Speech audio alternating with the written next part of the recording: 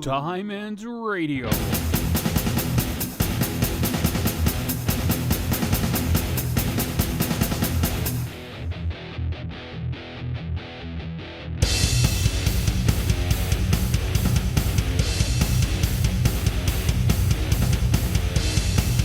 All right, ladies and gentlemen, we have an individual here that works on music, films, and what else do you do? Just to introduce you guys to Douglas McCarron, I noticed that you do a lot of different things, like music and films. Like, which one do you like more? I guess let's start the interview like that. Well, for many years it was music, but it's gotten more into making video and film, and I made a web series. I have like 7 more scripts. Yeah, it's the guitar I played like over 40 years, so it's not really a big challenge to do it. Working my way through all the makings of a movie is very different, and I'm very low budget, so I end up doing almost all of the hats. So it's like I got to know how to do the camera and the lighting and the audio and how to edit it and clean it up. And jeez, I've unfortunately had the experience of having crew on set, and we break for lunch and I never see them again. So from that, I've just learned how to do it by myself. What are you? No, they were working for free. Oh, you know? they bailed on you like after really? Wow. Yeah. I've never heard that. Wow, that's amazing. I can't believe. Wow. Okay. Well, these aren't like weekend projects, because like the next one I'm working on is going to be about 90 minutes. That means for 5 or 6 months they need to be around, and I give them gas money and a Subway sandwich, and I guess they just will take off. Fortunately, I have my own equipment now. There's one time I had a guy brought his own camera, and that was like I had to go reshoot everything. Now I have all my cameras and audios. I've invested, I don't know, $25,000 and stuff to shoot things. Yeah, it's expensive making films. Yeah, I haven't bought anything like a Red camera. They're like, fairly good quality consumer camcorders, but I have 4 exactly the same models, because I discovered when you shoot one camera shots, if you don't watch the actors, like one take, their hand will be up here and the next hand will be down like this, which means all the continuity is blown. Yeah. So you can't really cut between scenes.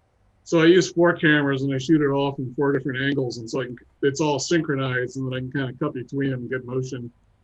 Hey, that's cool. That's a really cool idea. Ah, that's awesome. So, what got you into films? So you started off with music, and then you started doing films. Like, what started that passion?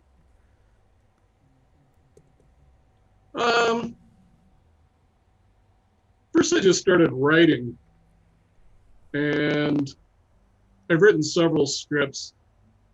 My background is history and theology, so a lot of my scripts are kind of informed by, what is the human condition? What are we doing here?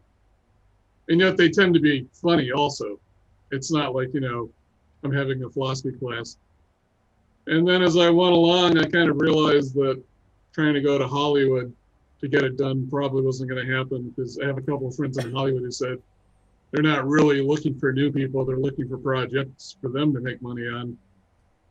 And from there, I went, well, I guess I'll have to make it myself. And then I was about, 8 years ago, I went and got a cheap camcorder and started shooting it. And I just seemed to be obsessed with how things are done. So I just kept learning and growing from there. Now, like I said, I can shoot a 4-camera movie pretty much on my own. I've got all the audio and everything down. And I think also it's just, my life has gone from a fairly self-loathing, mean, vindictive, dark childhood to now I'm very calm and peaceful. And so I like to bring that process of moving through that into my stories. Because, I look around and I see a lot of very people who do have self-loathing and darkness in them, I just want to like let them know it's possible to get that completed and transform. Yeah, really, I'm actually more about just letting people know that than I am about like becoming a good movie producer. Now, obviously, if somebody from Hollywood sees this and go, "Wow, what a cool guy," I'm going to give him some pile of cash to go make something. I'd go do it. Well, yeah, of course. But yeah. I'm really more about just sharing as a human being with other human beings. Have But you? that's why I got into it. Have you had so your stories and everything that you're doing is on the sense of sending a positive message. Have you had anybody reach out and say, "Hey, I can relate to this project or this film or whatever it is," and it kind of it gave me hope. It told me that things are going to get better. Have you had that experience yet? I've had 2 or 3 people say that. Like on Facebook, I have about 2,500 followers, and sometimes I like do personal share videos. And my name's Douglas Scott McCarron, and I put these personal shares out. But I also have some outtakes from the movie. I've had a couple of people who it's for rent on Vimeo, and people have like written back and said they felt a lot of good stuff. But even the actors, a lot of the internal monologue, like especially the women, was like, man, I felt like this was my story. Wow. Because it was a lot about how men and women interact and talking inside, and so it seemed to have a lot of I don't know, they had permanent impact, but at the time they felt very connected and that they could really get it. Yeah. But it's not well known enough yet to really get a lot of feedback. Well, not yet. Not But yet. I think anybody who watches it. Sorry, what? Oh, I said not yet, at least. Right. I'm going to be spending a lot of the next year just marketing it while I'm also shooting the second project. It's it's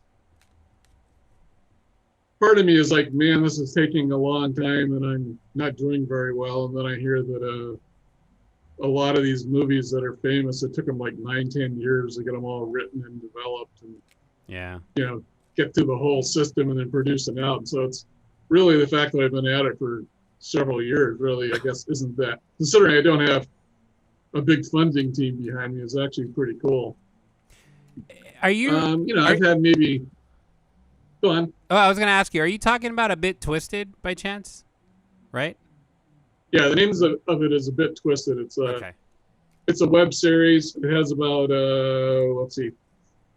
It's cut 2 ways. There's like 30 episodes, about 10 minutes each. Mm-hmm. And then it's cut so there's like 5 episodes that are about 40 minutes each. Oh, cool. So you can either binge it or come in for 10 minutes and watch it. I also did a movie of the same name, but that was when I lost the crew, and so I didn't know how to do lighting and sound, so I don't particularly advertise it because I sit there and listen to it like, yeah, that sounds not too good. Oh, that angle's horrible. So it's it's a lot better now. And I've also learned a lot more about how to do audio so that I don't have to fix as many things as I used to do. But yeah, it's A Bit Twisted is the way I market it as a dark romantic comedy about a female serial killer, her conflicts, her changes. And I don't know if I can mention the actress. The lead actress is Ariana Watkins.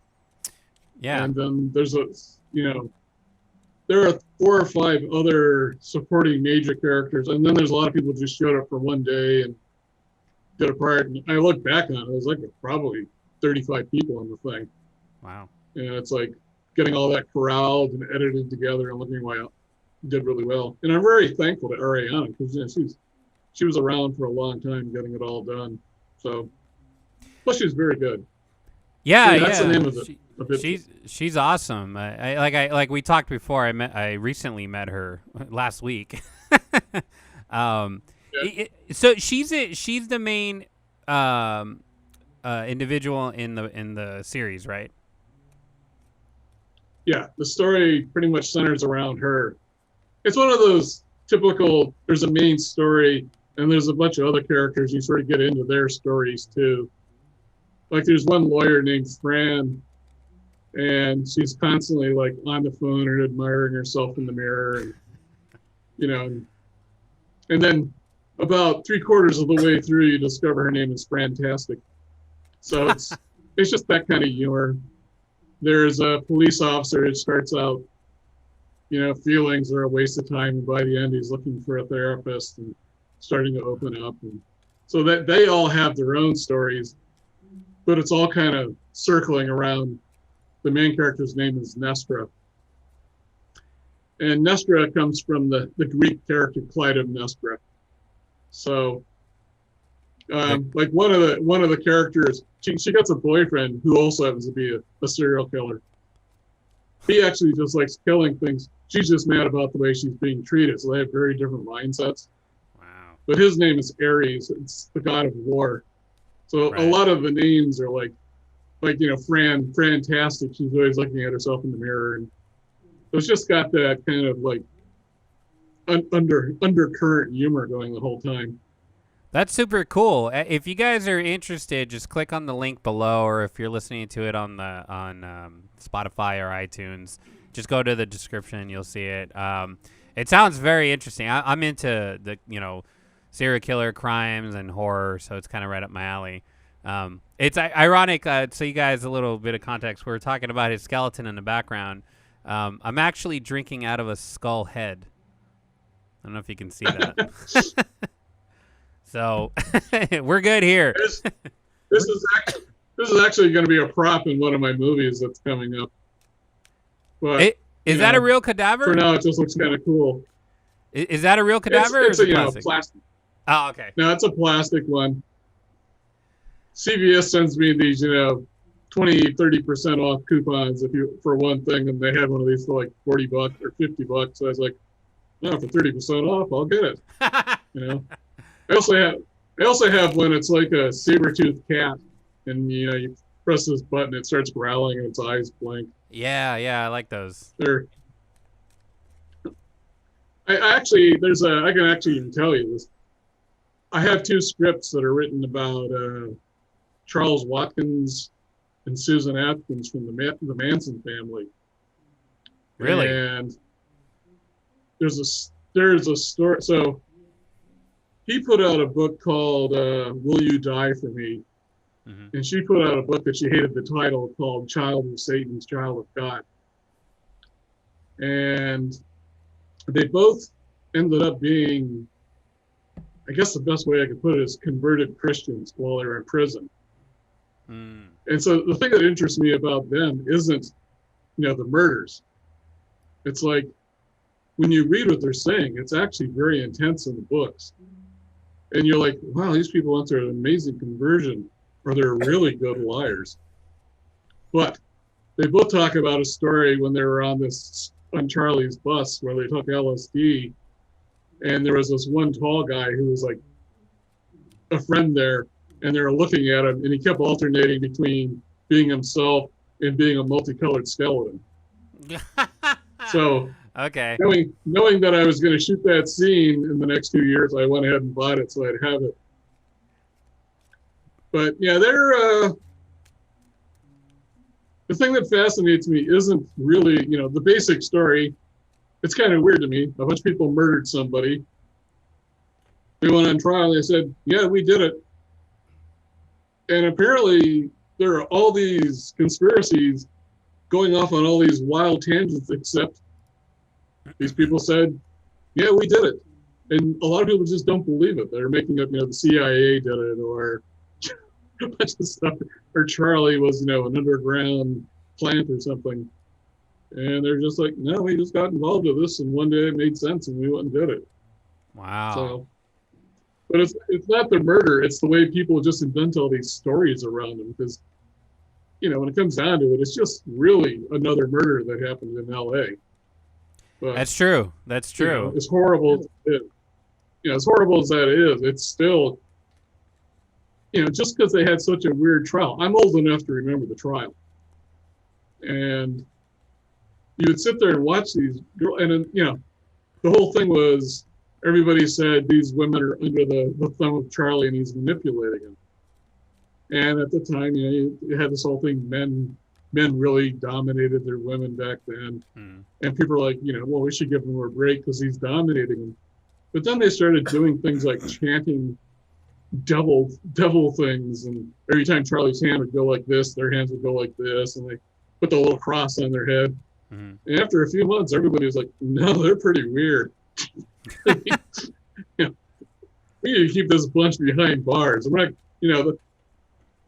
Charlie in the end actually wasn't convicted of murder. He was convicted of conspiracy to murder. Yeah. In the state of California, if you know a murder's happening, you're just as guilty as the people who went and did it. Correct. And so that's how they got him. But that whole thing just fascinated me about how the stories grew up around it. It's like, the basic, the story is these people went and killed these folks. They all admitted it. They went to prison. And there's 6 movies about it, all these books, websites that discuss the concept. So that's what fascinated me about it. It's part of one of the things that happens when you read a bit or you watch a bit Twisted. It kind of ties in what I'm saying is, the intro, and it says, this story is based on the facts that we made up to tell you this story. Don't do this at home. It's just like, the last thing I want to do is like have somebody stab somebody and say, yeah, I watched this web series and it really, I'm like, no. I don't know why, I shouldn't say this, but I'm gonna. Like over the years, like, they blame, influences by things they watch and stuff. The reality is, I work in mental health, so, there's something there that triggers that and it intrigues them. And yeah, they can mimic and learn, but it's not watching a film or listening to music or, reading a book that, gives you that extra push. I really don't believe that. I think it'll give you ideas. Just had that. Huh? You just had that in you, and you just kind of let that call it out of you. Yeah, exactly. It's like Jeffrey Dahmer was one time. He was actually, I believe Time made him the man of the year, and everybody got freaked out. And the editor of Time said, his response was, Jeffrey Dahmer never blamed anybody. He said it was all about him. He's the only person famous this year that said, yeah, I did it and I'm responsible. My folks didn't do anything wrong. And when I think about it, it's like, yeah, that's true. Because, you always hear these murderers of, yeah, my mom did this, or, I watched AC/DC or something like that. And Jeffrey Dahmer says, no, I was just sick and I wanted to do it. I'm like, I don't admire what you did, but I like the way you're taking the responsibility. Yep. So, that's cool. I actually, that's very, very honorable of him to admit that. I didn't know that. Well, it's also Charles Watson in his book, Will You Die For Me? He's talking about Susan Atkins. And this is like 1976. For a lot of people, this is a revelation. But 1976, just like a year and a half after his trial, he wrote that Susan Atkins was there with us, but she didn't stab anybody. She was frozen. I stabbed them all. And it's just like, because, Susan Atkins was this demon woman who did all this stuff. He's like, that never happened. I did it. Wow. Still don't admire that he went in there and did it, but I like the fact he went like, nope, it was me. Yeah, so, that's cool. Well, it's cool. It's cool that he admits it and not, well, I had a weird band I was in, or my friend influenced me on that. It's like, right. Bottom line is you're gonna do it if you're compelled to do it. You know what I mean? So I think anyone's to blame is Yeah. the individuals. Yeah. That's awesome. Wow. Yeah, I mean, I had my own emotional and mental issues when I was younger, but you know, let's go get a knife and go in someone's house. It never occurred to me. You know, it Yeah. was, And there's a lot of people out you there know, that suffer from different types of like disorders and stuff, and they don't go out mhm. doing this crap. I mean, it's just specific individuals, and sometimes I hate this happens, but sometimes if an individual does commit a crime, and they do have some sort of mental illness or whatever, they blame that instantly, automatically. Oh, it's because Yeah. they're psychotic or because they're developmentally delayed or whatever the case is. It's like, no, you can't really, unless it's the psychosis causing them to do that. But even in that doesn't really force them to do. It's, I don't know. Again, just being around so many different individuals, like I don't see how that's a cause or the catalyst for them to do something. I, it's not like I've sat down and studied thousands of murderers, but the few that I have read about, the thing they seem to all have in common is they were abused as Yeah. children. And, they were like, not even really sexually abused, more just emotionally abused, and they got hit. Yeah. And it's by their parents. And so these people that the whole culture is telling you are supposed to love you and you're supposed to love back, or like sitting here treating you like this. And so you get this mindset in your head of, Exactly. well, screw that. Most psychotic people, like there's some street people that I get the impression that have mental illness. All they want to do is just be left alone. Yep. I'll walk by them and about 5 feet away, I'll put down like a Subway sandwich and a bottle of water, and I won't even say anything to them. I just walk away because, they're in their world, and when you walk into it, as weird as you think it is, they think it's even weirder. Yep. Just here's a sandwich and some water. Have a good day. But I've never seen any of them violently strike out. It's usually just somebody with a big emotional chip on their shoulder. Right, Yeah. right. And that's one of the misconceptions of, like, for example, schizophrenics that are yelling in the streets. They kind of deemed them as dangerous individuals, which is totally not the case. And the reason why I say that's because I actually specifically did work with numerous schizophrenics, and they're yelling, they're doing their thing, but they're not going to attack you unless they were attacked previously. For example, if someone came up to them and shoved them, they're already in that I'm in defense mode, and if you happen to walk by, that'll happen. But if they're just sitting there yelling, let them yell. And Yeah. 9 out of 10 They're times, just yelling at their internal. yeah, They're just yelling at exactly, their internal demon, whatever yeah, it is. exactly. And You don't actually really exist there. They're yelling at their demon. You're just sort of like background noise walking by. yeah, you're just the wind, and they just need to. I mean, 9 out of 10 times, they just either have a conversation with them, or, like you said, leave them alone. Yeah. And I'm not schizophrenic, but I had, yeah, I might as well get into it seeing as I've mentioned it. I had a very strong self-loathing and self-hatred a lot of my early life. And it colored the way I interacted with people. But it was mostly, it's like, I would like cut you off before you could cut me off. Except you weren't trying to cut me off. I was just inside. I had this feeling of I didn't belong, and so chop you off because I know you're going to do it. And yet, 99% of the people were like kind of going, "Hi, Doug, how you doing? Want to go for pizza?" And I'd go, "No." That's just an angry guy. When you're schizophrenic, it's it's a whole encompassing world. yeah. And I like to say I'm glad I'm not that way anymore too. Well, yeah. I mean, like you said in your when you write your series and stuff, you're sending that message that, in a way, you're saying it's okay to feel like that, and just understand that it's gonna get better. it's kind of like telling an addict, like, hey, you have to you're gonna relapse before you get better. It's just part of the process. So, just don't kick yourself while you're Well, down. if I can share it, this is like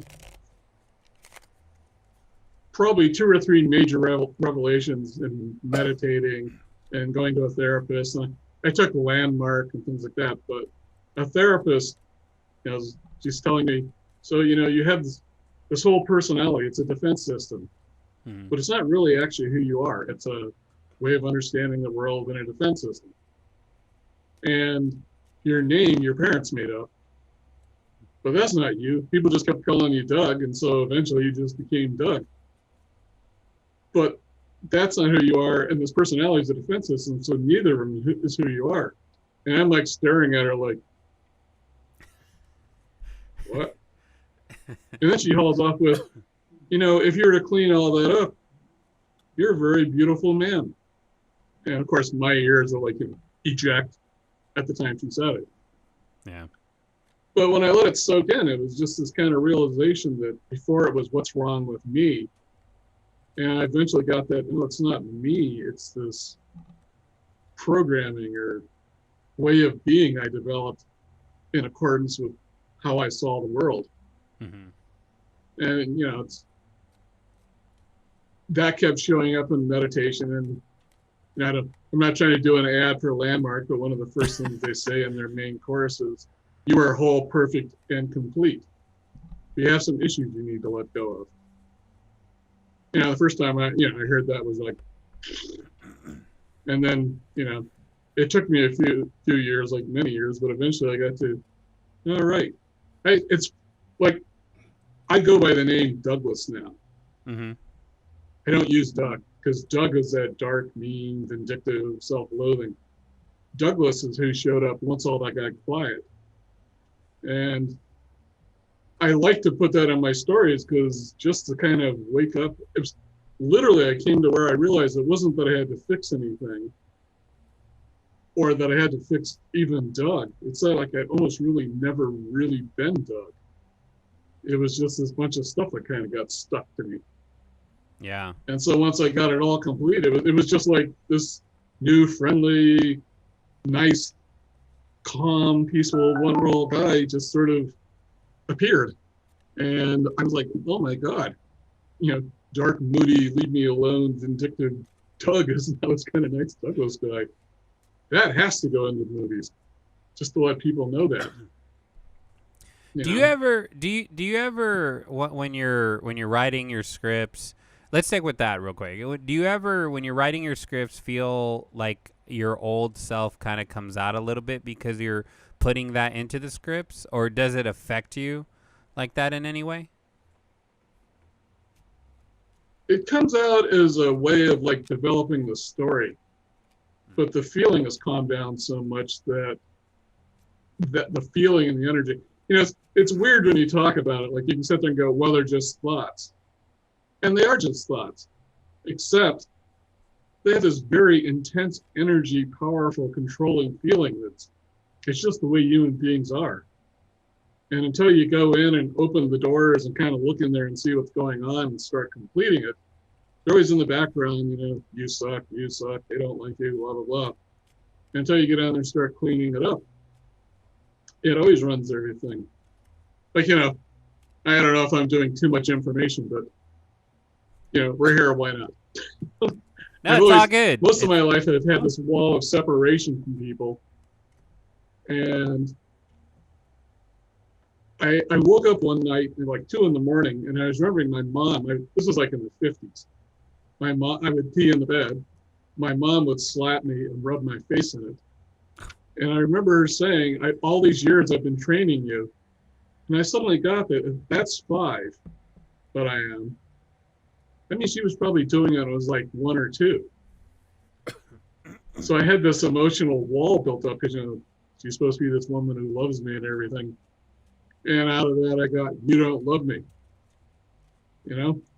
But the part of this story that's also needs to be included is, here I go, too much information.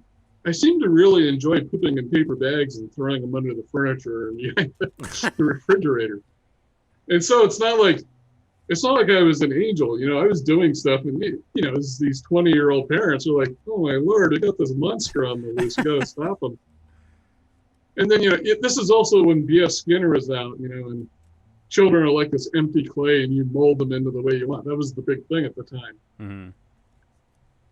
And I think the big thing for me as I got older, I just kind of got that. Yeah, she did this, but you have to forgive. Who knows what was going on between her and my dad? Who knows what was going on when she was a girl? Right. You just have to forgive her, and you also have to forgive yourself. And I really, I'm into theology and all this stuff. When I learned that the word forgive, it's like the part of for. When you bring something to the fore, you bring it from the unseen into the seen. It's in front of you. Mm-hmm. That's the for. And when you forgive somebody, you give them the for and the future. It's not like you go, okay, I'm going to just let it go. You actually are releasing them from the past. Like, if you owe me $200 and every time I see you, I go, no, there's that jerk who owes me $200. Hey, Time, how you doing? And you look at me and go, hi, Doug, there's that jerk I owe $200 to. Well, we're both stuck in the past. Right. So if I eventually just go, okay, he's got the $200. He may or may not pay me. Just let it go. What happens is it's like we live like our past is waiting for us in the future, so nothing ever changes. If you're just going to let things settle in the past, suddenly what's in front of you becomes cleaned up and opens up.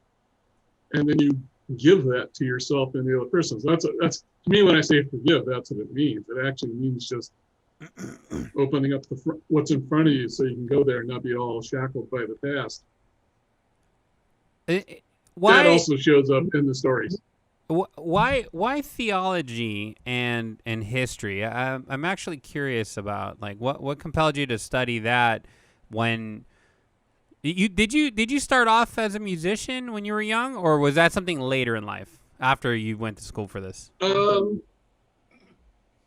So when I was about 13, my dad played classical guitar. Nice. And he's what you would refer to as a journeyman. He could sit there and read the music and play it. Right. I, for some reason, it's like me and the guitar kind of, that whole proverbial become one. I actually quite often don't know where I'm going when I'm playing. It's just sort of like the music starts taking me over. Mm-hmm. But the first day I picked up his guitar had to do with, I was watching this AT&T commercial. And this is back when Ma Bell was all one big unit. And it had Christopher Parkening playing this theme. Christopher Parkening was a student of Andre Segovia, who's the all God poobah of modern classical music. And I watched that and I was just like, wow, that's amazing. And then about half an hour later, my dad turned off the TV and he put on this classical piece called the Concierto de Aranjuez. Mm-hmm. And it's just the most beautiful Spanish classical music I've ever heard. And that day I wanted to do it. So I went over and I picked up my dad's guitar and I started messing with it. And he said it was really weird watching me because I wasn't really playing any chords or the note patterns right, but I seemed to know how to do it. Wow. And it was just sort of like me and this instrument. You know, I don't know if I was imprinted or maybe I was reincarnated and I was a classical guitar player. I don't know. It's just, and the whole time when I play it, you know, I can pick it up and now it's not like a big thing of excitement because I played it like almost, what am I, 66? So I played it 50, 55 or some amount of years. Yeah. But at the time it was this big thing. And also it was, my dad and mom were very much into correcting me. And he sat there and he watched me, and it was the first time he let me go do something on my own. So it became the door that opened it up. Right, right. So that's how I got into music. The history, for some reason, I was just fascinated with it. It was just this historical thing. You get to hear how everything developed and all. The theology, now we're going to get into a really personal story. So when I was, what would you be in your high school last year, 17, senior in high school, Mm-hmm. about 5 weeks before the end of class, my mom committed suicide. Oh wow. And I came home on the school bus, walking along my whole life as well. Life is just kind of pointless. You know, you just kind of grow up, you do what people tell you, you take on a role, you work, and then you die. That's kind of how I looked at life. And I go walking into the house, and I smelled all this gasoline. And at first I thought, they used to have oil trucks that would come and fill up oil, uh, big things of oil underneath the house to heat the house. But then I Right. remember this was during the time of Baader Meinhof, who was a German, they've been described very many ways, so like anarchistic or communist or something like that. But they were striking out the German government and the American troops in Germany.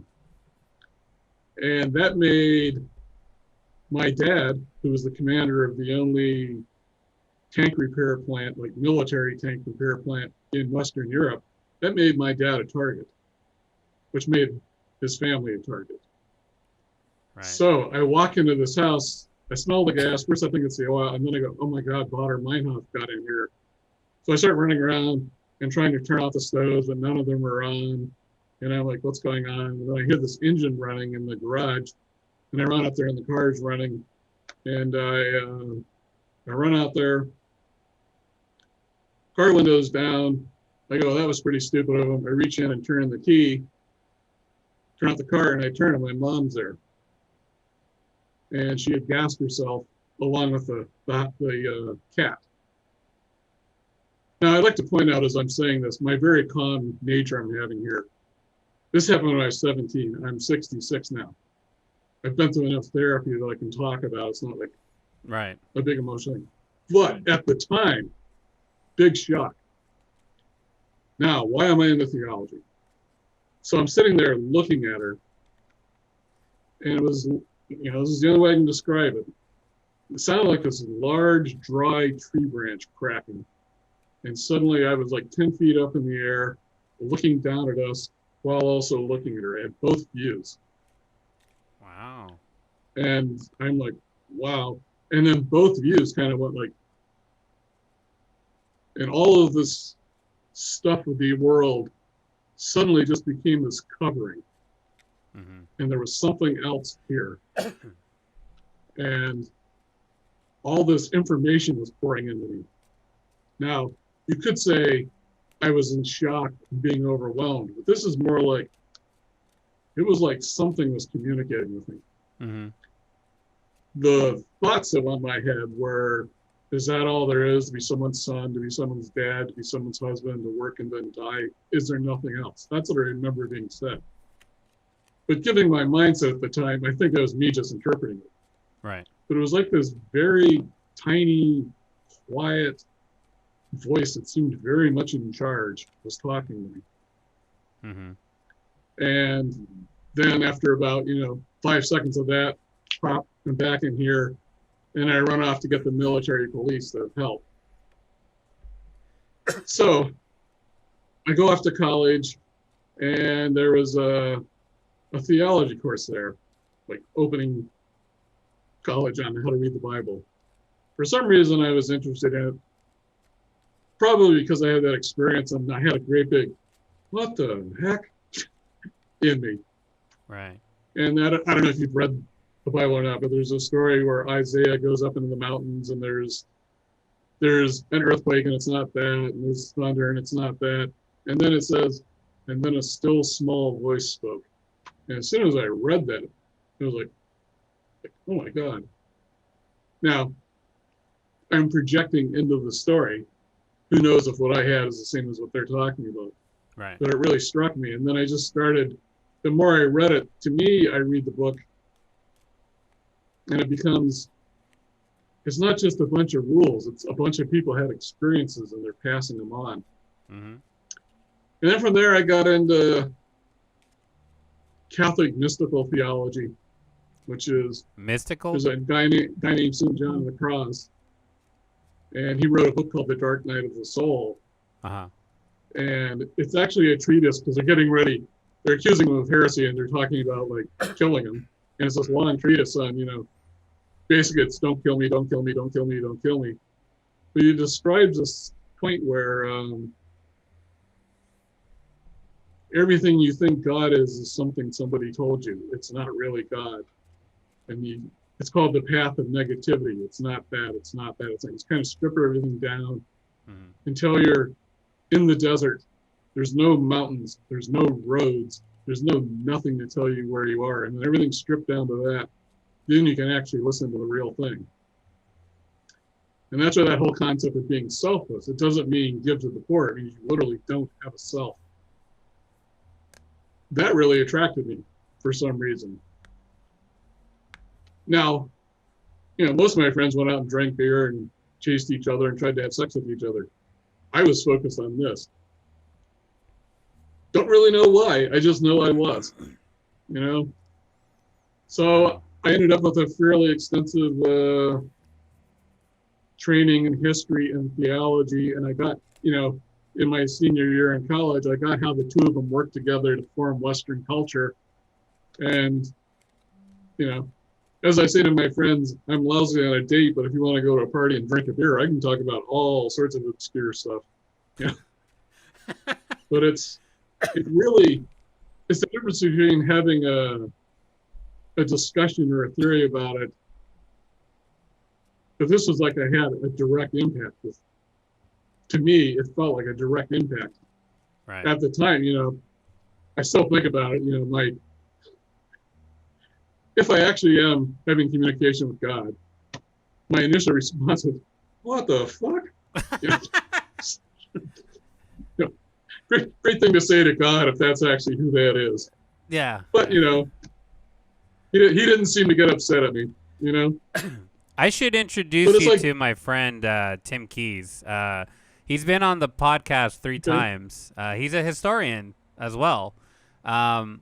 That's why when I read theology, I was like, "Oh, this is gonna be cool." Yeah. I'll send you guys. I'll send you all his links, and I'll hook you guys up so you guys can talk. I think it would be great for you guys to talk. But anyway, back to A Bit Twisted. Mm-hmm. So one of the characters in A Bit Twisted is a character named Jack. Mm-hmm. Nestra, Ariana Watkins, is always talking to Jack. Jack is a voice in her head. And they're talking about, the human condition and stuff. And then one day, Jack is sitting on a chair next to her. And he says, "Hi, Nestra." And she goes, "Jack?" So now he's taking on a physical shape. And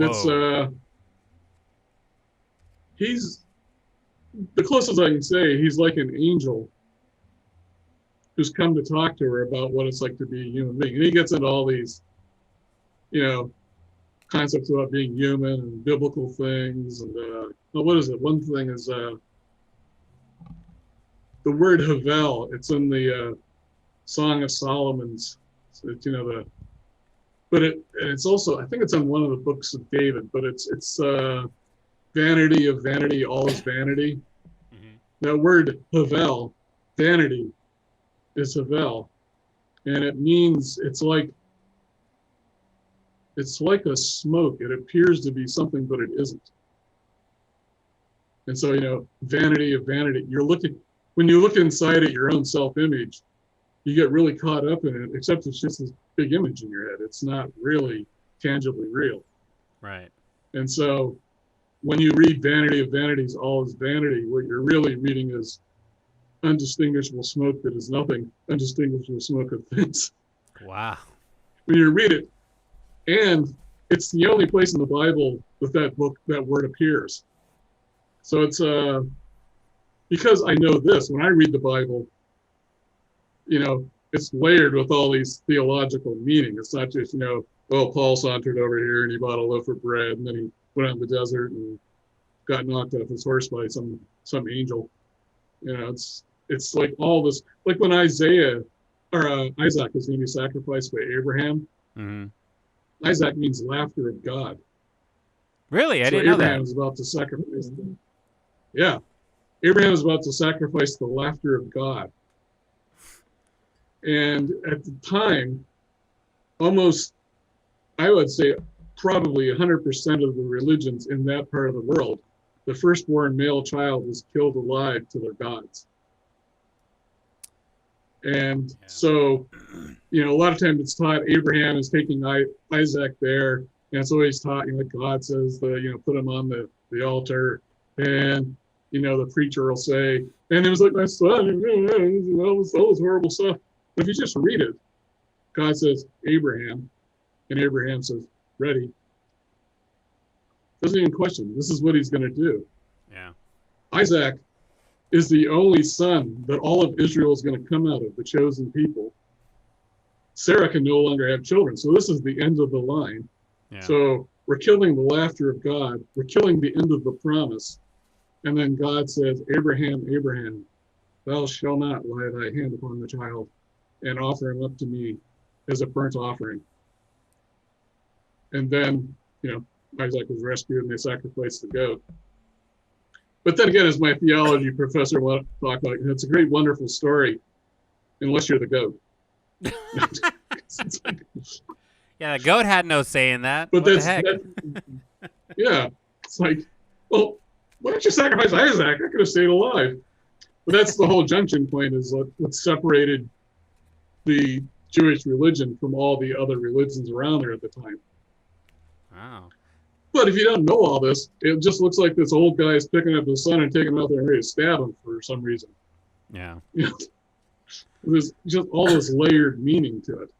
That's the beauty of the book. I mean, I read it honestly maybe like 2 or 3 times. Understanding it completely, no, because there's so many. You have to decode a lot of it. You can't read it for face value, and that's what's interesting about that book is that, all versions really, is that, you can get so much out of the same sentence. It's interpretation. It's to a level. And it's also in English, which isn't biblical Hebrew or Aramaic or Latin. Right. So there's a lot of messing around with the language to try and make it fit in. With the translations and all that, yeah. Right. Yeah. And then, it went through the whole Catholic Church thing, and it went through the Reformation, and people kept changing the meaning of it. It's really hard to kind of get into what the book means. My particular Bible, it'll say, and so, a paragraph, and then like 5 pages of people writing discussions on it, and 6 pages later, I get the next 4 lines. My Bible is like this thick. Jeez. But it's, and I've read large portions of the Quran, but it's in English. So who knows, anybody who wrote it in English probably had a Christian background. So who knows if they really got the flavor of what the book's actually saying, Yeah. Or, exactly. If you read the Bhagavad Gita, Hindi has concepts we don't even have in our language. So it's really hard to read an English translation of something. You have to kind of I don't know biblical Hebrew, but you kind of have to read all the footnotes and. Yeah. Well, the classic one is when Jesus said, "Go ahead." Oh no! I was gonna say it's one of my biggest complaints with, because I know Spanish. When they translate English and Spanish, I'll watch a film or read a script that's been translated, and I'll circle that saying, this is a translation, but this is not the meaning of what they're saying in Spanish. Right. And then I would write that, I recently I polished a translated script, and I compared the two, and I said, this would make more sense grammatically for what you're trying to say in Spanish to English. You're giving the same message without it being, a double meaning, and talking with Tim about this stuff, you can't get it right translating. It's kind of like you have to learn the language to really get it, in a way, And another thing that's biblical Hebrew is interesting because it doesn't, a lot of words I'm not certain of all of them, but most of them don't have the equivalent of vowels in them. What do you mean? So you can read a word and it can have 20 different meanings. Oh. Like, if you just had NVY, it could be Navy, it could be Neary, it could be a bunch of different words. Yeah.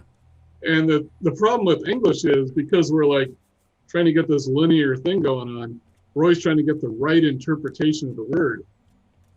Whereas in a lot of Orthodox backgrounds, that word means all 40 of those meanings. Yes. It doesn't mean try to figure out the one. So every word you're reading, the meaning is going just all over the countryside.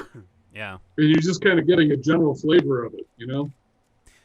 Yeah, that's what's beautiful my- about that, you know, is that you read it and you get a meaning, and then when you discuss it with somebody else, and their perception is different, and then you start growing from there. And that's what I like about narratives, you know, like a buddy of mine we have something called the film critique, where we'll watch a film and we'll start to critique it, and it happens sometimes where, you know, because he's a filmmaker. It's kind of the joke. He's a filmmaker. I'm not. I do more audio and music, obviously, with my background. And you know, he'll tell me like the film is like this and like that, and I'll say, well, I actually see it like this because of how this person was acting and because of what this person said about this person, and it kind of like, oh shit, I never thought of that. Yeah. You know. And it's the same thing. Like it's just getting the different perceptions, and that grows a deep. I guess it would be fair to say a deeper understanding of what you're watching, reading, or hearing. You know. Well, yeah, and I happen to, you know, you can just make movies to play with people's imagination and make some money. Right. I happen to believe if I'm going to go through all this effort, I might as well say something that suggests a new way of being. Correct. Or to get more in contact with you. Like this, you know, this is my favorite saying from Landmark, not that they're the only ones who ever use this, but this is not your practice life. This is your real life. And I'm like, you really need to like get focused in on this. I mean, there's a website I had bookmarked. It's called Misinterpreting the Bible. And it's just, you know, quote after quote, everybody thinks in the Bible and they're not actually there, you know? Is it misinterpretingthebible.com or? Say again? Is it misinterpretingthebible.com or? That's one of them. I'd have to get into my email and look for it. If you can, send it to me. It was on YouTube where I saw it. Okay. But like the one that I always get thrown at me, because people know I've studied the Bible and they always want to throw things at me, but where Jesus says, my God, why hast thou forsaken me? And they're like, well, why did he forsake him and turn his back? And yet, if you know, it's one of David's Psalms. Mm-hmm. And it ends with, I will proclaim thy name to the, I'm paraphrasing, I will proclaim thy name to the nations and open the, it's just, he's actually declaring victory. Mm-hmm. And if you just read it, he says, my God, why hast thou forsaken me? And the Sadducees and the Pharisees are like, is he quoting Leviticus? No, it's David. It's like they recognize it. But if you don't know this, you're just reading, oh, look, God turned his back on his son and just left him up there on the cross. Yeah. Now, whether you believe the Christian message or not, that's a personal thing. But, it's like when people talk about the Jews killed Jesus or the Romans killed something. The central thrust of the New Testament is God incarnated as a human being to open the gate of heaven for us to get back. Mm-hmm. And the atonement had to be paid, so he had to be killed. Right. There's none of this, you all are bad thing. It's just, and until he does that, why would the Jews think of that? Because that had never happened in their history. They're just like, we got this weird guy out in the desert and he's saying all this weird stuff, but he's also healing the blind and the crippled, so he seems to have some intense, so they're just kind of like, what the heck is this guy? So, but anyway, a lot of this stuff ends up back in a bit twisted in the stories I write, it ends up on a lot of my songs too when I'm writing when I'm writing music and writing lyrics. I don't write like, I don't write, Jesus loves you, convert to Jesus. I don't write like that, but just that whole idea of forgiveness and letting go. Because whether you believe in that or not, just the whole idea of forgiving yourself, forgiving your parents, letting go of all that pain and agony from your childhood, it has a good thing, but it also has, whatever it is that's torturing you, it's a feeling. It's some kind of odd energy that's in human beings, and we're so used to it, it doesn't even dawn on us really to look at it. Right. But I'm sure you work with mental health, if you let people just sit inside their story and talk to themselves, you're always on its turf, and it will always give the same answers. It's when you get out into a group and you start sharing with the group, you start releasing the hold that it has on you. Yep. And you can actually start, like when the therapist says, this is all your stuff, but it's not used. It created just enough of a gap in me that I could start looking at it like, oh, this is something I need to fix. It's not me. Right. So it's just that big change, And I moved from a world of fantasy, and I'm not saying I'm totally out of fantasy and imagination, but it wasn't like I was walking around being led by my nose everywhere by it anymore. Yeah, I think that being able to express is important to understand yourself, and that's actually, like I told you before we started the podcast, like that's why I love interviewing individuals that do, obviously they're in the film industry or the music business, but it's more about them, like you're telling us all these stories, and it's all relevant to what you do, how it influences you. And the amazing thing is that there's thousands, and I mean, like, you kind of underestimate how many people there are in the world, but there's thousands of people that can relate and understand. And and them listening to this or watching this or whatever, they're gonna be like, holy shit, like I could, yeah, you know what I mean? And that's what's important, and that's why I love doing these interviews, because we get to know, it's not like, oh, so how was the film? How was the filmmaking? How much money did you lose? Oh, when's the premiere? It's like, we're gonna get all that, but this is how you're like, well, I'm gonna start sharing some more. Like, I love that, it's amazing. Yeah, and it's, it is true that I would like to get to do this for a living, get a bunch of millions of dollars so I can keep making stories. But, I'm living in San Diego County on about $1,100 a month. I'm used to living on a very threadbare economy. Mm-hmm. If I got this money, I'd make more movies. I'd probably get a nicer house. But it's, in the end, I'm going to pass away. But if I can impact, a couple thousand, several thousand people, and their lives can change, and they can start calming down and peaceling up and getting more into their true self instead of their tortured self, I consider that a lot more valuable. I agree.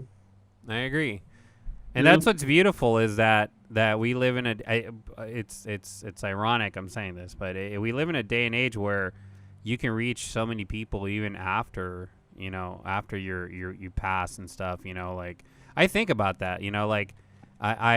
What have I accomplished? I've accomplished a lot, and I've impacted a lot of people, and I'm okay if something happens, and I just, like, for example, like tomorrow, or after I interview and I drive home, I get into a freaking car accident. I'm actually content with the amount of stuff I've done. Maybe it wasn't huge where it impacted the whole world, but it impacted individuals' lives, and that's what's important. And I feel like with all this stuff, and all the stuff you're doing, and all the stuff everybody else is doing, it's just going to keep carrying on and on and on, and until there's no more digital files. That's what's cool. You don't have to rely on paintings anymore. I'm laughing because this is reminding me. So because of my childhood, I had emotional post-traumatic stress. I call it post-traumatic stress enhancement, not disorder. But that makes sense. One of the main qualities that shows up in that is you alternate between I suck, I'm mud, to I'm the greatest thing in the world, I'm Smiter, and you kind of jump back and forth between those two. Yeah. So after my mom's suicide, I just find this an ironic message from the universe. I was walking along thinking about, I'm like 18 and I'm going to play ping pong and I got a ping pong paddle. And in my head, I'm like, when I get older, I'm going to be a spiritual guru and everyone's going to listen to me and I'm going to tell them how to, live their lives. And I'm thinking all this. And this German Shepherd comes in and wagging its tail. And I'm like, oh, look, this is cool. This German Shepherd can see my spiritual, excellence and it recognizes, look at it waving its tail. And then kind of, walked around behind me and bit me on the ass. And then I turn on my ping pong paddle and I'm like swatting at it and it's like, rrr. And then, its owner came on and grabbed it. It just, I'm going to be this girl. I'm going to lead everybody to the, ew, you bit me on the butt. It was kind of like, it's just a little thing for the universe. Like, you think so, do you, dog? That was definitely a message. Yeah. Wow. But it was, it was, it's just another one of those things. Like even,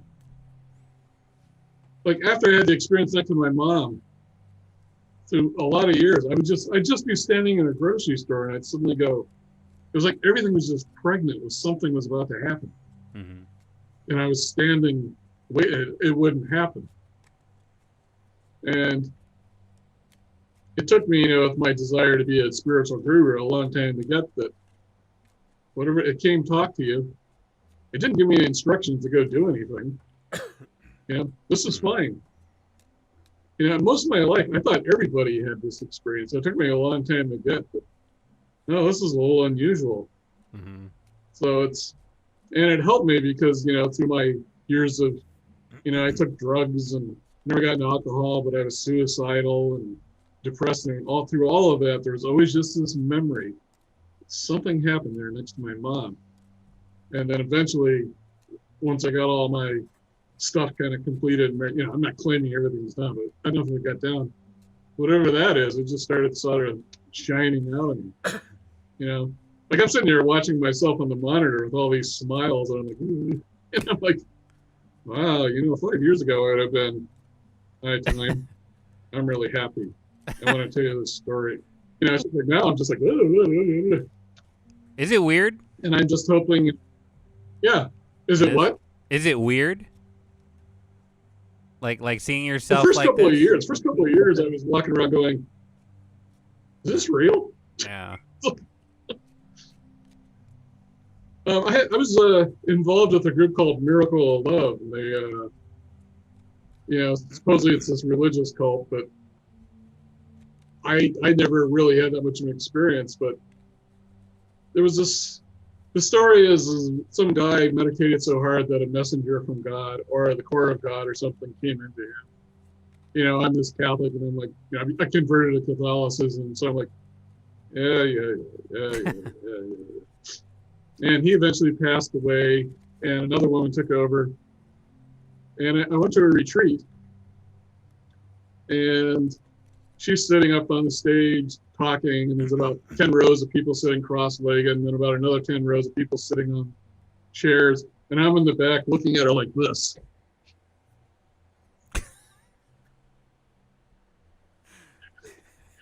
Like, yeah, right. Who are you really? She's like, blah, blah, blah, blah, blah. And then she goes like this. She goes,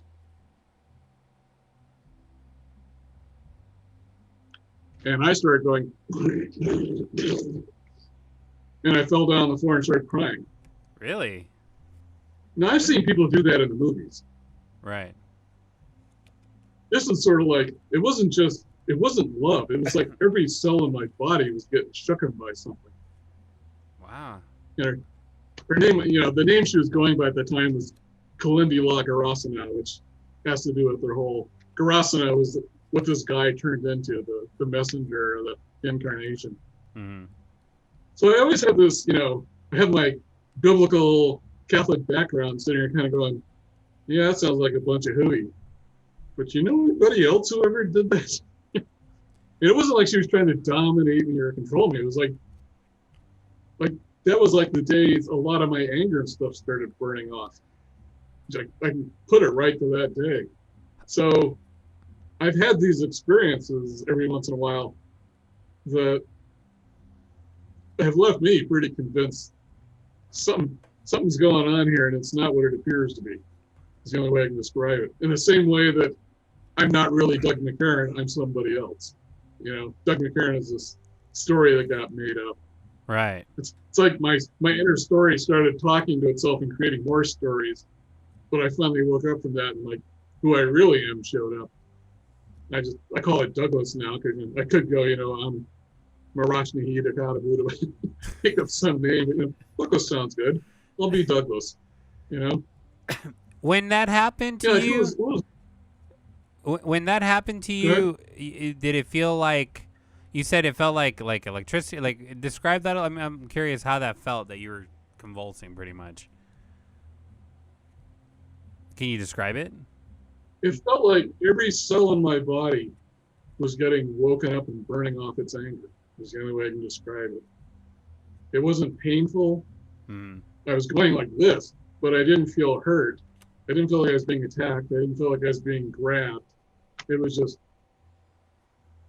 and it goes for about 5 seconds, and then she goes, blah, blah, blah, blah, blah, and I fall down on the floor and start going, wow. Some of my friends said, oh, that's just, he's a real good practitioner of Kundalini yoga. And I'm like, yeah, it's 60 feet. That's pretty good. So, I'm all the way across this big room. That's pretty darn. I've heard your aura goes out like 8 or 9 feet. I'm 60 feet away from this woman. Wow. And that's an experience. Ultimately, I don't know what that was that happened next to my mom. Not really.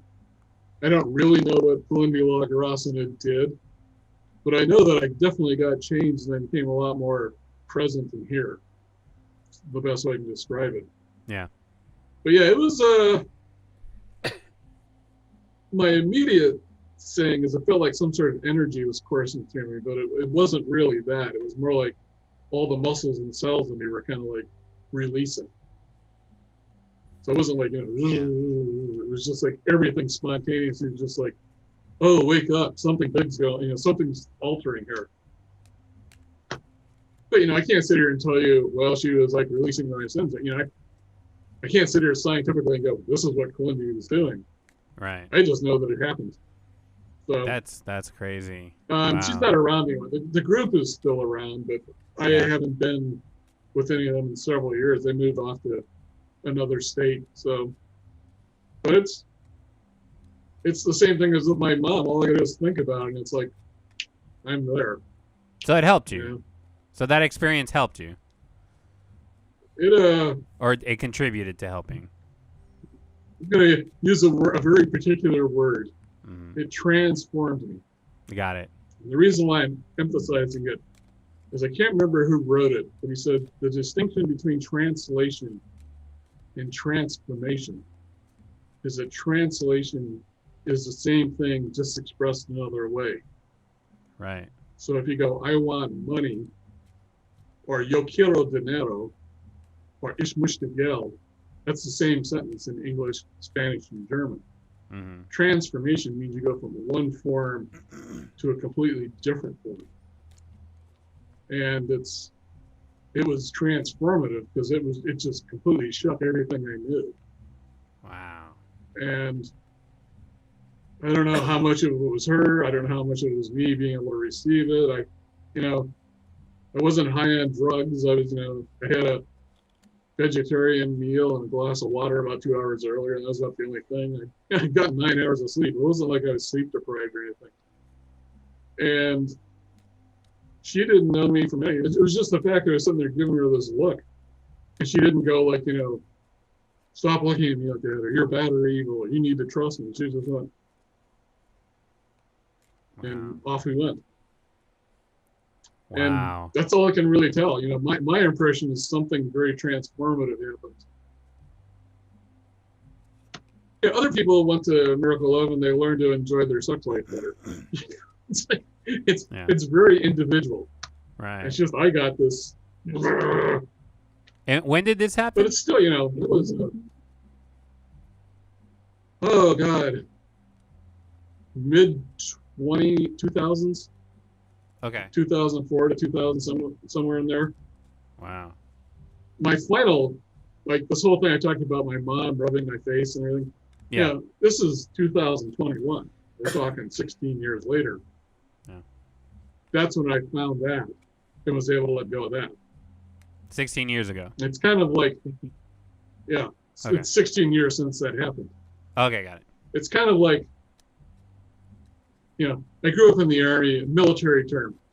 Massive breakthrough, and you break through and get to a target. Okay, now we got to go back and clean all this stuff up. Right. So it's like, finding out I'm not Doug McCarron. I'm me, whatever that is. And slowly as I clean up Doug, it's like, the more I become, it's like, almost out of Game of Thrones, but the more I become Nolan, the more I actually really become. Right. Like the whole story in my head calms down and gets quieter. It's like I actually show up. Wow. So it's hard to put into words because it's not a word thing. It's more of a feeling and being thing. Do you wow. Yeah. Do you see, okay, when you started feeling the transformation, and it took you this time, do you see like significant changes in the way you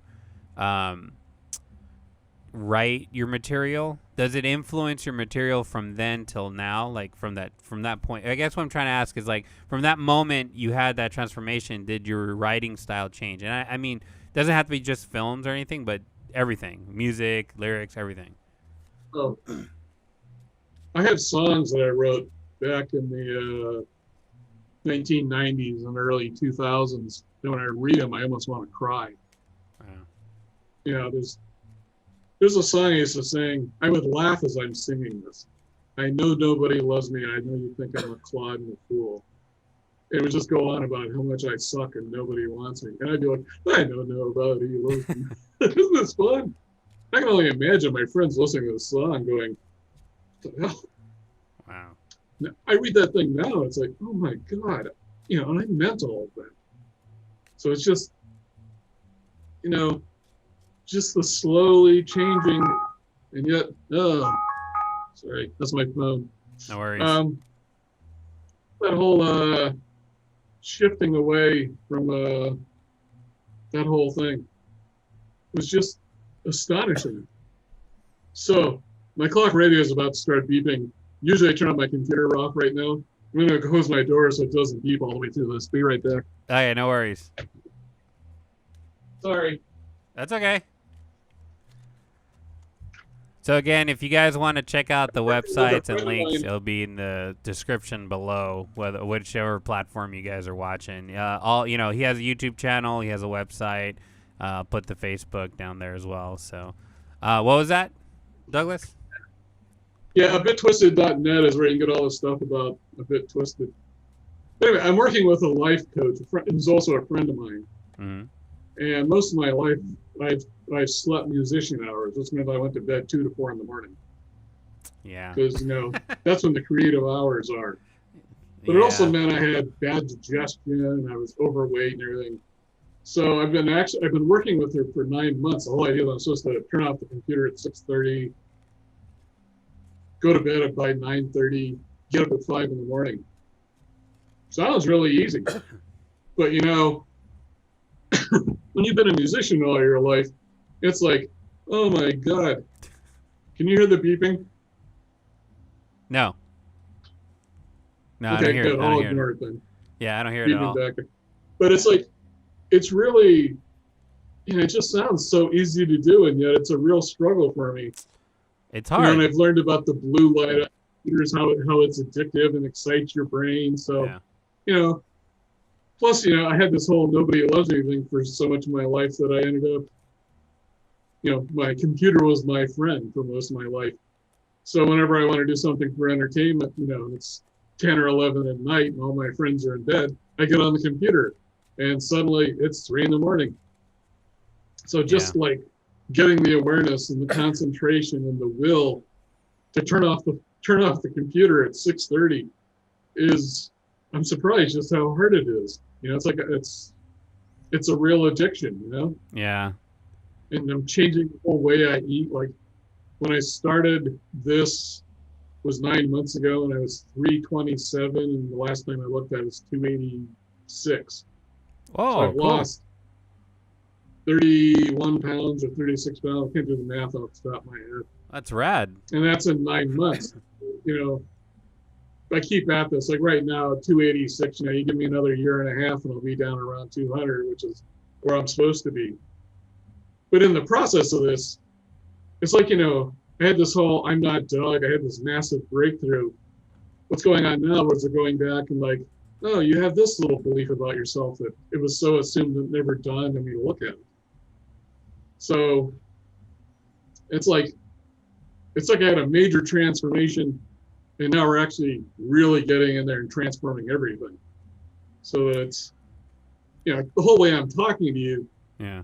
you know, even at the beginning of this thing, I would have been, you know, hi, Time, how you doing? You know, yeah, I got this cool video, you know. Yeah, I'm really happy, Time. And now it's like, blah, blah, blah, blah, blah, blah. It's just, and it's, for me, been very wonderful. That's good. It's like 5 years ago, if you told me I could love myself and enjoy my life, I would have responded with, Yeah. It's, you know, yeah, that's true. it's difficult. It's difficult when you're kind of, you know, I guess it'd be, I mean, I've said this before, so it's not safe to say. It's just how you're trained, you've trained yourself on how to view things and do things and react to things, and you know, and when you hit that point where you start changing it, and then you look back, you know, I can totally relate on a lot of the stuff you're saying, because I look back at when I was fairly young, and I'm like, damn, I wrote some cool lyrics, but damn, they're dark, you know. And Right. and the question I wanted to ask you, because you know, when I play music that I wrote when I was like 13 or 15 or whatever, the angry teenager, you know, those years, Mhm. I still feel like I did when I wrote it, when I perform it. And you know, like there's some heavy stuff that I write, and you know, I'm curious, do you feel the same now that you've gone through all this transformation? Like, you know how you said you read your lyrics and it kind of brought tears to your eyes. Do you feel the same as you did then if you performed those songs? Well, those songs I don't perform anymore Okay. because they don't reflect me. But I do have a song called Afternoon Walk, and it's about finding my mom committing suicide. Mm-hmm. And, you know, it's hard to get through it because, you know, it's an emotional thing. But as I'm talking to you, it doesn't overwhelm me like it did for decades. Yeah. But still, you know, as I'm, like the closing line is, found my mother dead today, I don't know what to do. Saying it is one thing. When you're trying to sing it, I guess you just engage a different part of your brain. Yep. And you're also trying to sing it with more of an emotion. Yeah. So it does get to me. Yeah. But like that song about, you know, laughing at myself and nobody loves me, it's like, I won't go near that song. It doesn't upset me. It's just like, that just ain't me no more, you know? And a lot of what I do now is I got into Middle Eastern modes and scales. Yes. So a lot of what I do now is, it's called it's got a bunch of different names. If you know your music theory, it's a double harmonic minor scale. Yes. So it has this it's very religious and yet very sensual and sexual feeling at the same time. Yes. And I usually don't even write words to it. I just play it because I'm just like, oh, let's just sit here and noodle on this for a couple hours, you know? Yeah. And it's it's kind of like ragas. They sound like ragas now. There's no real words. It's more of the feeling. Yeah, I love This those. is another thing. Another thing about, the difference between Western and specifically Indian music is most rock and Western music has a beginning and an end. It's like, ba, ba, ba, ba, ba, ba. Indian music, because creation, there's no beginning or ending in Hindu religion. It just sort of rises up out of the nothing and goes back into the nothing and then reappears out of the nothing. Mhm. And so when you listen to a lot of these ragas, they just sort of start out with some instruments, just starts going, and everybody just starts adding things in and it grows. And then it kind of drifts away. There's no big ta-da at the end. Right. And it's just a very different mindset about how the music works. Yeah, you know But what I as like far as, about. Oh, go ahead. go ahead. Oh, what I was gonna say is what I I was going to like say, as far as about. lyrics Er, from the internet, as oh yeah. far as lyrics, the only song I've written really in the past 6 years, it's kind of based on that bass pattern of Riders of the Storm. It's Uh huh. slightly different, Yeah. but it's more about don't believe the story of yourself. You need to let go of it. If it's like if the story gets a hold of you and holds you, you'll be always trapped by it and committed to it, and you'll think you're free, but you're actually ensnared. It's that kind of lyrics. You know, it's it's it just really informs a lot of what I do. But mostly I just noodle away and go, oh, we could do it this way, or we could do it this way. And I've studied so much music theory over the 40, 50 years that I played that, when I first was young and I played the wrong note, it's like, oh man, I screwed up. Judge. Yeah. Now it's like, wow, well, that leads into this note, into Right. this note. It's like, when my brain does it so fast, it's like, oh, that's not a mistake. It's an opportunity to go over here. Right. But that's because I played for 50 years. And so I don't have that, oh my God, what do I do? It's like, oh, I hit a D sharp instead of a D. Well, there's these 6 different modes I can go into. Off we run. Yeah. You know? That's beauty about It's, understanding that, because when you hit a sour note, you can play it off and go to a different direction. And if you're jamming, you just guide the musicians to follow you at that point. What I was going to say earlier is the difference or the one thing that I enjoy a lot with non-Western music is the microtones. You know what I'm talking about? That when I dove into they that, have notes on our scale. You know, it's crazy. like for us to get them, you have to play F on your guitar, and I'd have to play F sharp. Yeah. And the combination of the two would arrive at that note. They just have notes in their scales that we don't have. That's amazing. Another thing that influenced me, I forgot to bring this up, but my dad was a graduate of West Point. He was a professional military officer. Mm-hmm. And he literally was one of those guys you better not ask him what he does for a living because he might have to kill you sort of guy. So that's awesome. I was never under threat, but I knew not to ask him what he was doing. Right. But he would disappear for 2 or 3 months. Wow. And then he just suddenly appear back home. And he played music from wherever he was. So while everybody else was like listening to the Beatles and the Rolling Stone, I was listening to like East Senegalese tribal music and Islamic, religious dance music. And so the sound that I hear in my head is not the normal Doric scale that's used in a lot of pop and rock music. Mine is this,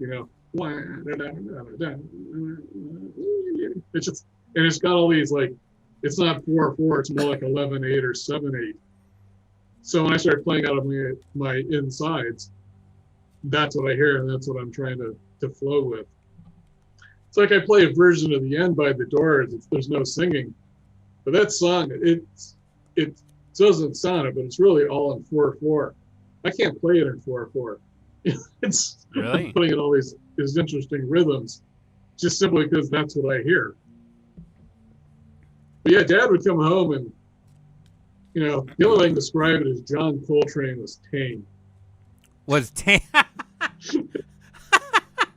was like the pop music. I came home one time. What was it? I think I was 14, and I come home and I get off from school and I get off the bus and I'm walking into the house, and there's just this obnoxious noise coming out of the house. I'm like, oh, what the hell? What's that? And I walk in and my dad's there in his uniform and his flat top, hair all cut off. And he's got a martini and he's sitting there going, sloshing martini around.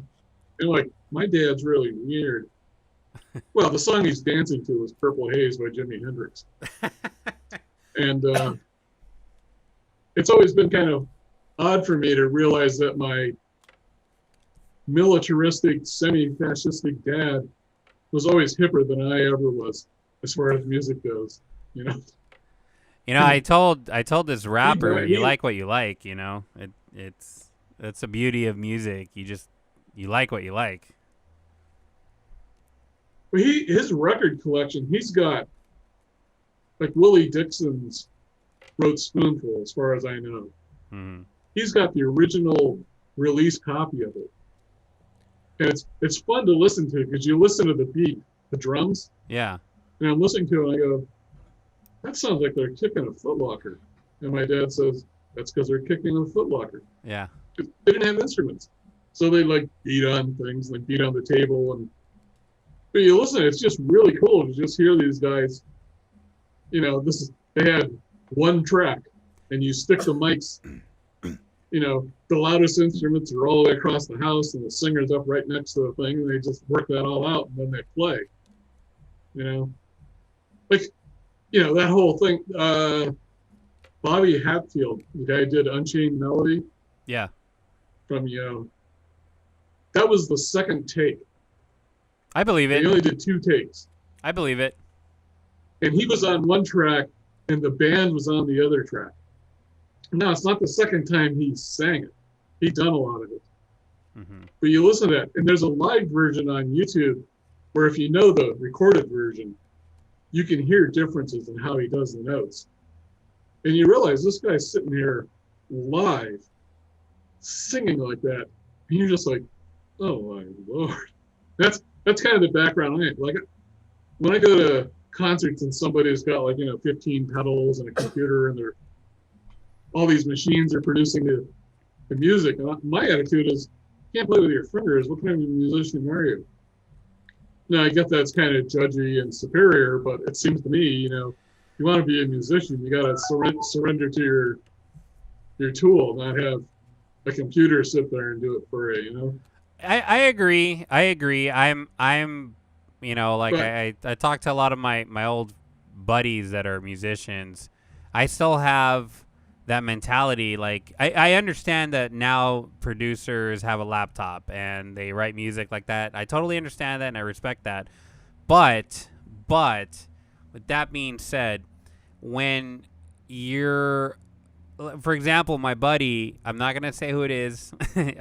I'll tell you after the podcast. He went from playing an acoustic set to an electronic set to just playing to a backtrack. Like, he's not even really playing. And I'm like, what are you doing? He's like, well, it's easier for me to not carry a giant drum set and all these real cymbals when I can just fold it up and it fits in one case versus several cases. And I play in one set. I play like 5 hours, and I'm just exhausted. I'm like, dude, you're 30. What are you complaining about? And that shit like that pisses me off. It's kind of analogous to my making the movies. It's also easier if you don't have to bring 8 musicians with you and train them day after day after day after day to play it right. Right. For me, the camera guy and sound guy would leave. Okay, I got to do it all. So it is easier. If the drum beat is always dun dun dun dun dun dun dun dun dun dun, well, that's fine. But I don't know if you're old enough to remember the Jefferson Airplane in their heyday. No. But I remember them, but I wasn't around. They always played the same songs. Yeah. But every night they were different. They would just sort of go off on these, when the truth is found, 2B lights, and then off they'd go off. And the next night it would be different. But there are other bands. You walk in there. The thing with the soundtrack is there's only one way to play this song. It's just a very different mindset. You're like willing to kind of like, oh, we're wandering down this musical alley. Okay, let's go. And that might be the only time you play it that way in your whole career. Right. But here we go. Yeah. But it is easier if you have it all set up. And, like a friend of mine I had back when I lived in Austin, Texas, loved AC/DC. But he hated it if they altered the song even slightly. What? He wanted it the way it was on the record. No. And I was like, well, why are you spending $50 to go see AC/DC? You can just put the record on. It was just he wanted to watch them walk around and do their thing. But and AC/DC knows this about their audience, so it's almost always the same way, Mm. But there are other bands. One of my favorite Frank Zappa quotes was, he said, in the mid '60s, for a very brief moment, live real music got on the radio. And the reason that happened was there were all these old Italian guys and this music took off and they're all like, well, I don't know, throw it against the wall. Let's see what sticks. And so, all sorts of stuff was going up against that wall. And then they started making money and all the people with money are like, well, we don't want to risk it. We need to bring in people who know what's going on. Bring us some hippies. And so these hippies would come and go, well, this is the way the music's supposed to be. And it shut down again. So when you had the Everly Brothers, it was a guitar, two guys, singing along. And then by the time you get to the mid '70s, it's like, this is the way you do rock music. And then eventually you got into punk and, new wave, and they kind of broadened it up again. But just this whole description of it was just a bunch of fat Italian guys. You're like, oh no, let's throw it against the wall and see what happens. Because there wasn't that much money in the record business until that happened. Right. That's true. I think that like you just mentioned earlier, the point of seeing a live performance is to experience what the musician is feeling at the moment. Like I love watching. Like I'm a Floyd head. I'm a huge Pink Floyd fan since I was. I mean, I have the wall. I don't know if you can see it, but here we go. I have Pink right here. I have the wall tattooed on my arm. And oh yeah, them. I've seen Gilmore. I mean, I haven't seen them together yet. Hopefully they'll do it one day. But I've seen Roger Waters on his own. I've seen David Gilmour on his own. And I love the whole live experience, everything about it. When he looks at the band and they're like, okay, let's see, and they change it and they go to a different direction. You're like, oh, that's fucking sick. That's the point. And, like you said, like why go to a live concert if you're expecting it to sound just like the record? There's no point, My Pink Floyd story. This was like 1975. I lived in Germany, and a bunch of us all went to see Pink Floyd high on acid. Yes, I admit it. It was in Frankfurt, and it was when the Uma Guma album came out with it, which had "Saucer Full of Secrets" and "Set the Control to the Heart of the Sun." Yeah. Careful of that axe, Eugene. So anyway, they played for about an hour and a half. And they had these speakers set up. So it's not like there's just speakers on stage. They're all around the hall. Yeah. And so he'd play a lead and it'd like flow all around the hall. And they had this, sick. It sounded like footsteps walking around the hall. Uh-huh. But they'd walk it over the crowd and you could actually feel a concussion on yourself of whatever this was. Wow. But they played I think it was "Saucer Full of Secrets," and it kind of drifts away. And as they're doing it, all the lights are going down. I love it. And it comes down to there's one little light up by Dave Mason's drum set. And it's just absolute silence for about 10 minutes. And then, for those of you who know the song, it's called "Careful of that Axe, Eugene." Mm-hmm. But it's just this bass line that just goes boom, boom, boom, boom. place is totally pitch black. What was his name? Wright, Richard Wright, I think it was his name, the organ player. Yeah. He starts doing this kind of church organ thing. You got the bass going. Then Nick Mason kind of comes in with this kind of, he's the drummer. Mm-hmm. And Gilmore's not playing. And this kind of builds up. And then Roger Waters is just kind of making these like vocal sounds. And then it comes to this point where the bass starts getting louder. It's like boom, boom, boom, boom. And all of a sudden it all stops. And then there's this, it's like Roger Waters lets go of this scream. And as he screams, Dave Mason, this is in the dark. He jumps up into the air. So all the lights come on. Dave Mason is dropping out of the sky. Or David Gilmour is dropping out of the sky. And Mason turns on. He's got this big gun. And it's got fuel on it. And he lights it on fire. And all these strobe lights go off. And it's just like, and Gilmour, who hasn't broken a smile or move for the first hour and a half of the program, is suddenly dancing around the stage like this whirling dervish. Just like, and we're all sitting here high on this and going, that's another moment where it's like, as I'm sitting here describing it, it's like, I'm back there, and there's like all these people doing that dance where they go like that. They're all dancing all over the place. And it's probably the best concert I ever saw. I saw Rolling Stones and 10 years after and bands like that. But, man, Pink Floyd is, a friend of mine described it as Quaalude rock, and it's true. It is kind of slow. Yeah. But man, when they're live, it's just like, oh my God. I got a quick story for you. I saw Roger Waters when he did what was it? It was the Wall anniversary. I don't remember. I don't remember how many years. I don't know if it was 30, 40, whatever it was. And he played. This was amazing. He played a version of Mother, right? That he performed 30 years that exact same day 30 years ago. So the way the concert date landed was the same date that he had this recording of him performing the song. And what he did, I'm getting chills.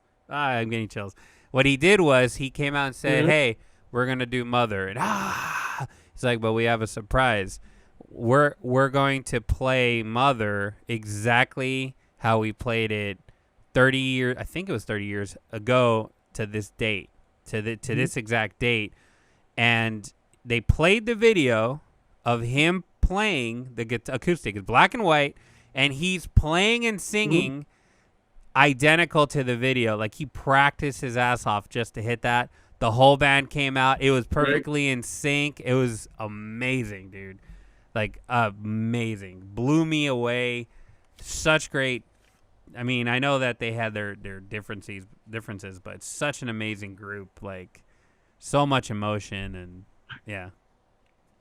I had a band called Flamencadelics when I lived in Austin, Texas, and me and the bass player just wouldn't be violent, but like our view of music and everything would go like this, and people would say, "Well, why do you all play together if you don't like each other?" I'm like, "Because he just plays the bass so darn cool."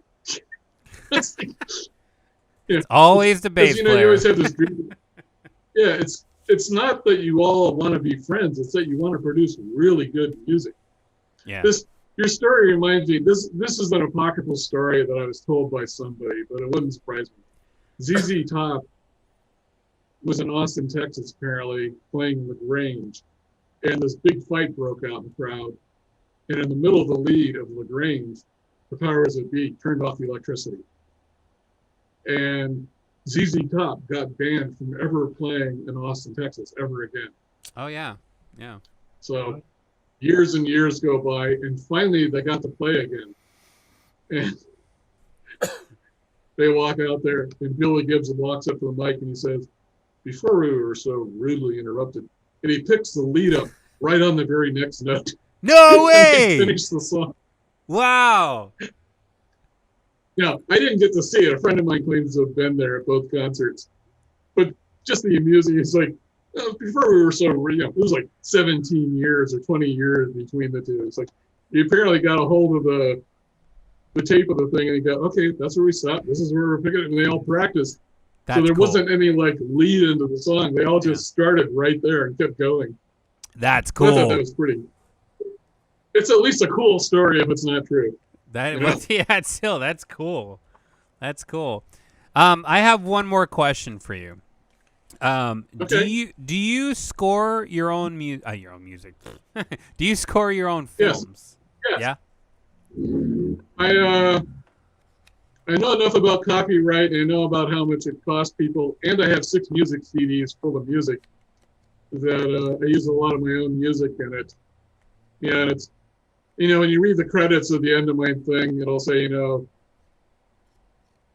Bit Twisted, starring Ariana Watkins' Mespero and these other people, and it gets down to videographer, me. There's another guy named Carlo and me, videographer Carlo, and videographer Douglas Scott McCarron.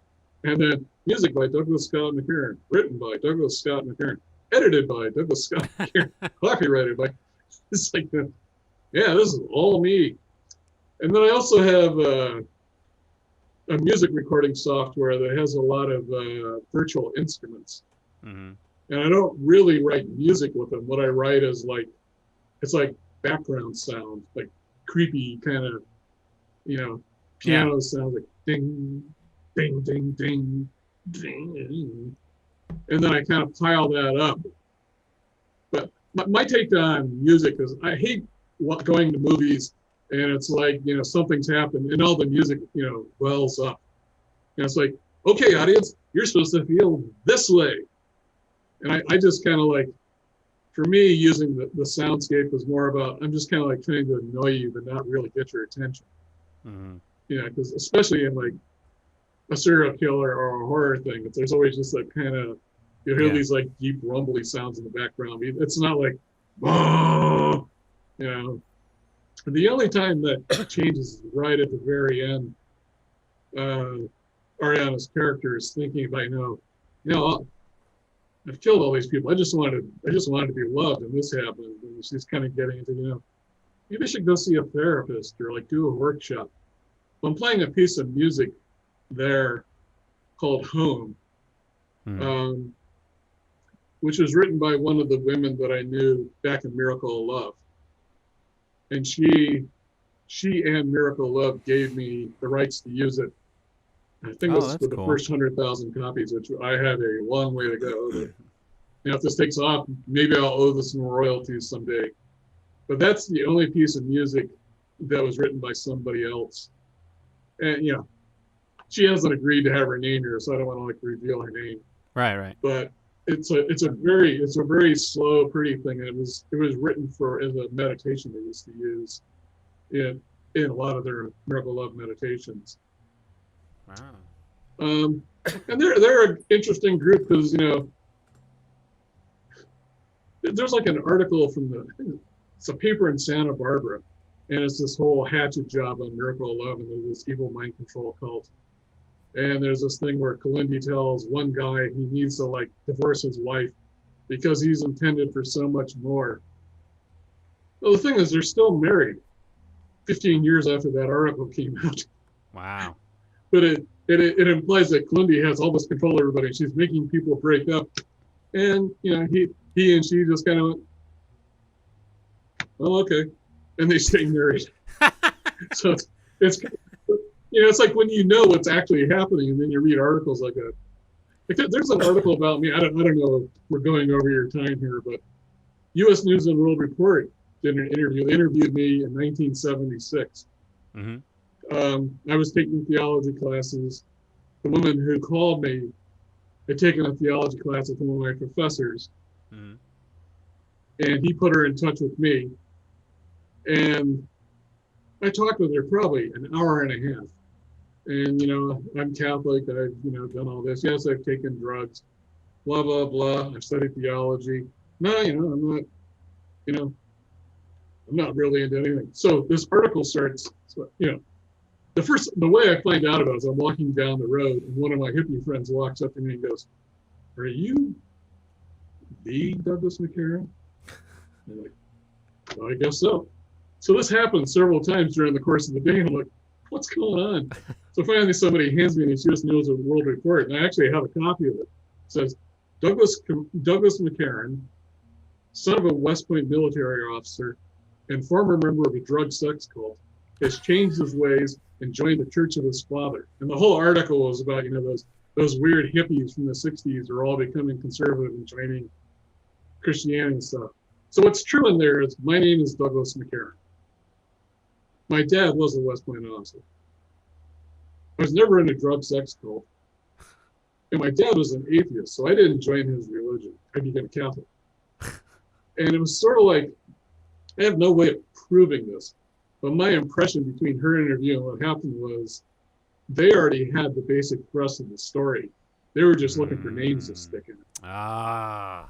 And I really got, it wasn't just, and I don't think it's just them. Like if you watch Fox News and they'll do hatchet jobs on Democrats, and you go over to MSNBC and they'll do they'll hatchet Trump all day long. Yeah. It's all just, we have this central narrative. We're looking for names that are here to convince you not to do what we don't think you should do. Yeah. And I read that thing, and still, I read it every couple of years, and it was just like, it's not all made up, but there's a lot of it made up. Yeah. It's like, I know we have troops in Afghanistan. I know they've been fighting people. Beyond that, who knows why they're there, what they're up to. Yeah. Wow, so that's a crazy story. So it's like, when I watch a news, especially on television, television's job isn't to inform it. Television's job is to get your eyes fixed on this so they can show you commercials. Right. And so it's always got this, there's something nefarious going on, and we think it's these people. It's like, Fox News was on this conspiracy about the election being stolen. But then they also had the X-Files, where the government is hiding stuff from you. And then they also had Fringe, and there's the aliens there, and there's this, psychedelic taking professor. Almost all of the stories, there's something suspicious going on, and we want you to think they're the bad person. And that's how you sell stuff. When I was a kid, like the Manson murders it wasn't a bunch of hippies running around stabbing people. We're all in trouble. It was just, Sharon Tate and a couple of her friends got stabbed, and we're not really sure what's going on, but we just wanted to let you know. It was just very calm. They didn't really get into it, but it's, I think once they got rid of the fairness doctrine, where you're supposed to always let both sides get in, it's just all of the news is kind of went off in their various directions, and they're all like, he's not the only one who does it, but what's his name? Ben Shapiro. He's constantly on the liberals. They have this narrative, and they're trying to tell you what's going on. And of course, that's Ben Shapiro's narrative. He's doing the same thing. Yeah. But it's like, I'm telling you the truth. They have a narrative. And then you go over to, the Young Turks, and they're like, Ben Shapiro has a narrative, and it's the same thing. You just kind of rile people up. So we'll sit there and go, watch. Oh, here's a commercial. People pay for it. So when I read the news and I watch it, I'm like, just like, yeah. Now, when that stuff happened at the Capitol on January 6th, I was kind of like, huh? It's like, this is like a real news. Yeah. So this isn't a bunch of people standing around, complaining. These people are like storming the Capitol. That's like, yeah. So, and having grown up around the military, it was kind of a weird thing, because that whole, I don't know if you know, their oath is very close to the president's, about we will preserve, protect, and defend the Constitution of the United States against all enemies, foreign and domestic. Yeah. The military oath has one more line, which is, no matter where that threat may lie. And that's pointed right at the president and the Congress. Wow. It doesn't say we're here to defend the country. We're not here to defend the people. We're not here to defend the parties. We're here to defend the Constitution of the United States. And if you all try to overthrow it, we're coming to It isn't. My dad, the militaristic fascist dad, told me it's like, I may agree with these right-wing conservatives that want to change the country. They're not going to. Yeah. So I've always kind of admired that. Kind of an interesting place to go, but But yeah, I have a pretty. I sit around sometimes going, man, what a boring life. That life where my mom killed herself and I took LSD and I just started going, no, I've actually had a pretty. Well, I threw out everything I owned and I lived in the streets and I got zotted by this woman and I got kind of an interesting life. Some non-voice spoke to me at my mom's suicide. It's like, whoa. Dude, honestly, you have a lot. You have stories to tell, and you're doing it through your projects you're working on, and again, Yeah. like I said earlier, this is why I like doing this type of interview, because you get to actually meet the person and not what I mean, some people they'll share what they want the world to know, in the sense like, oh, I'm this creator and this is as much as I'm sharing, but what I like is that we get to know the real you, and I really admire the fact that you came on here today and you were able to express all that and share your life with the audience and whoever else is going to be watching this. And I gotta say thanks, dude. Like it was I want you back on the show. This was amazing. I know there's more, there's more to be told. Yeah, it's not like I'm not sure how much I want people to know that when I was a kid, I used to like poop in bags and throw it behind the refrigerator. But it's the truth. It's real life. It's real news. This is your life. Yeah. Be real. Don't sit in your imagination describing it. Be real. That's my attitude. Awesome. Thanks for doing this again, man. I really appreciate it. And for those of you guys, go to the description. Don't forget to subscribe and like. And go to his YouTube channel. He has videos on, if you guys want to learn how to do theory and stuff like that. He actually shows you that. I saw a couple of your videos. They're really cool. So I'll have all that down below in whatever platform you guys are listening or watching this to. Douglas, thank you so much for doing this. I'd love to have you back on the show. Maybe I'll have producer Diana earn her paycheck. All right. Cool. All right. Well, we'll see you guys next week.